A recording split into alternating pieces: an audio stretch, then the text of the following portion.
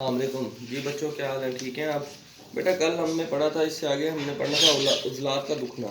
وہ کہتا ہے کہ عضلات پٹھوں کا معمول کے مطابق زیادہ استعمال کرنے یا ورزش کے عادی نہ ہونے کی وجہ سے، یا وہ کہتا ہے کہ تیزابی مادوں کے جمع ہونے سے جسم میں درد اور تکلیف کے باعث بنتے ہیں، اسے عضلات کا دکھنا کہتے ہیں۔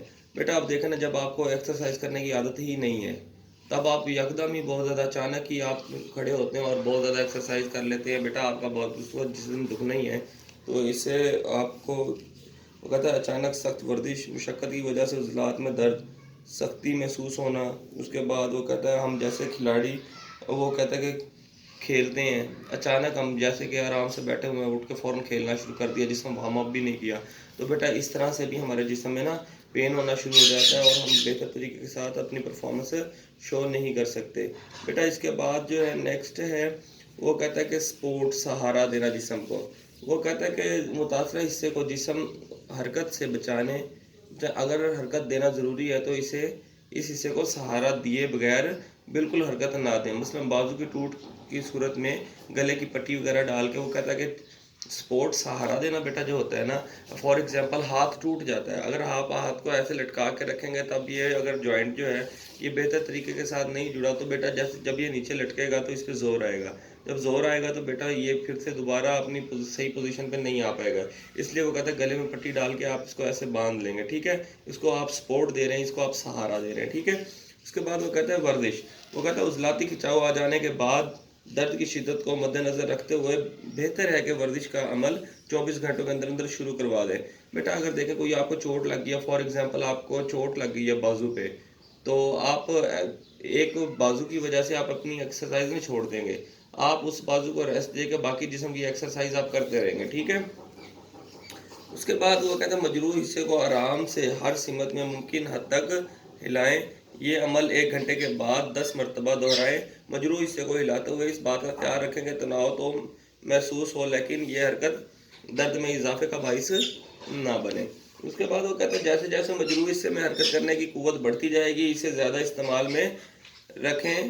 مقصد یہ ہے کہ ہاتھ پاؤں کے سارے حصے کو وہ کہتے ہیں حصوں کو یکساں طور پر حرکت کرنے کی سہولت حاصل رہے، جب تک وہ کہتے ہیں کہ مکمل طور پر صحت یاب نہ ہو جائے۔ زیادہ محنت طلب ورزش اور کھیلنے کو کودنے سے پرہیز کرے بیٹا۔ متاثر اعضاء کو حرکت نہ دی جائے، حالانکہ مکمل آرام دیا جائے، بلکہ مکمل آرام دی جائے۔ پٹھوں کو ریلیکس کرنے کی دوا جو ہے مسل ریلیکسیشن، اس ریلیکسنٹس وہ استعمال کرنا چاہیے۔ درد کو کم کرنے کے لیے کریپ پٹی یا بینڈیج وغیرہ باندھ لی جائے، کھچاؤ والی جگہ پر آیوڈیکس اور وینٹوجینا کی مالش کر لی جائے بیٹا، ٹھیک ہے بچے؟ اس کے بعد ہوا ہے عضلاتی تناؤ۔ وہ کہتا ہے پٹھوں کے پھیلنے یا سکڑنے کے عمل میں بے قاعدگی کی وجہ سے عضلاتی تناؤ پیدا ہو جاتا ہے۔ متاثرہ عضلات شدید درد کے ساتھ خود بخود سکڑ جاتے ہیں اور کچھ دیر اسی حالت میں رہتے ہیں۔ وہ کہتا ہے یہ عضلات چوٹوں میں سب سے زیادہ لگنے والی دوسری چوٹ ہے، ٹھیک ہے؟ بعض ماہرین کی رائے میں عضلاتی تناؤ جسم سے زیادہ نمکیات خارج ہونے کی وجہ سے پیدا ہوتی ہے۔ بعض کی رائے یہ ہے کہ جسمانی مشقت، عضلاتی کمزوری اور دوران خون کی رکاوٹ کی وجہ سے عضلاتی تناؤ پیدا ہو جاتا ہے۔ وہ کہتا ہے کہ جب آپ کے فاصل مادہ زیادہ نکل جاتا ہے تب بھی آپ کا عضلاتی تناؤ ہو جاتا ہے۔ اور نمبر 1 پہ وہ کہتا ہے جب ایک یا کئی پٹھے باری باری سکڑیں اور پھیلیں، تناؤ ہونے کے بعد مرکوزہ عضلات پٹھوں میں کھچاؤ برقرار ہو جائے۔ اس کے بعد بیٹا وہ کہتا ہے عضلاتی تناؤ کی علامات کیا کیا ہوں گی؟ وہ کہتا ہے عضلاتی تناؤ میں شدید درد محسوس ہوگا، عضلات خود بخود سکڑنے شروع ہو جائیں گے، حرکت محدود ہو جائے گی اور جسم کی کارکردگی متاثر ہوگی۔ عضلاتی تناؤ کی وجہ سے متاثرہ حصہ کی اصلی شکل جو ہے اصل شکل و صورت میں نہیں رہیں گے۔ بعض اوقات عضلاتی تناؤ کی وجہ سے عضو پر ورم بھی آ جاتا ہے۔ طبی امداد یا علاج۔ وہ کہتا ہے جسم کو آرام دہ حالت میں لٹا دیا جائے بلکہ پٹھا اپنی اصلی حالت میں آ جائے، پانی میں نمک ڈال کر پلایا جائے تاکہ نمکیات کی کمی پوری ہو جائے۔ اس کے بعد بیٹا کوشچن ہے کھیل سے وابستہ چوٹوں کی مختصر وضاحت کریں۔ شدید چوٹیں اور مزمن چوٹیں، ان کی 2 اقسام ہیں بیٹا، اگر کوئی پوچھ لیتا آپ سے شارٹ کوشچن میں بھی چوٹ کی کتنی اقسام ہیں، آپ کہیں گے 2 اقسام ہیں، مزمن چوٹیں اور شدید چوٹیں۔ شدید چوٹ میں بیٹا وہ کہتا ہے کہ شدید چوٹ میں مضبوط اور طاقتور بابتیں جو ہیں انتہائی کھچاؤ کے باعث جب اپنی برداشت کی حد عبور کر جاتی ہیں تو ان کی قدرتی بناوٹ متاثر ہو جاتی ہے۔ ایسی چوٹ اچانک زیادہ دباؤ اور غلط انداز میں حرکت کی وجہ سے ہوتی ہے۔ مثال کے طور پر جب وہ کہتا ہے کہ فاسٹ بولر بال پھینکتے وقت آخری قدم پر پھسل جائے تو اس کے ٹخنے میں موچ آ جاتی ہے۔ بیٹا جب ایک فاسٹ بالر بھاگ کے آ رہا ہوگا تو لاسٹ پاؤں پہ اس کا پاؤں پھسل جائے، لاسٹ مطلب بالکل اینڈ پہ آ کے جب وہ بالنگ کرنے لگے پھسل جائے تو اس کا پاؤں میں اس کے ٹخنوں میں موچ آ جائے گی۔ اس مذمن چوٹوں میں وہ کہتا ہے اگر دباؤ کی شدت بافتوں کی حد برداشت قوت مدافعت سے کچھ کم ہو چوٹ نہیں لگتی۔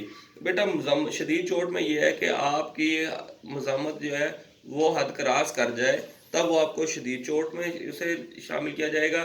مزمن چوٹیں جو آپ کے قابل برداشت چوٹ ہو، مطلب جو آپ کو لگے، فار ایگزامپل آپ کو تھپڑ لگا دیا تو بیٹا آپ کے برداشت کے قابل ہوگا تب آپ کا جسم برداشت کر جائے گا اور آپ کو کوئی چوٹ بھی نہیں لگے گی۔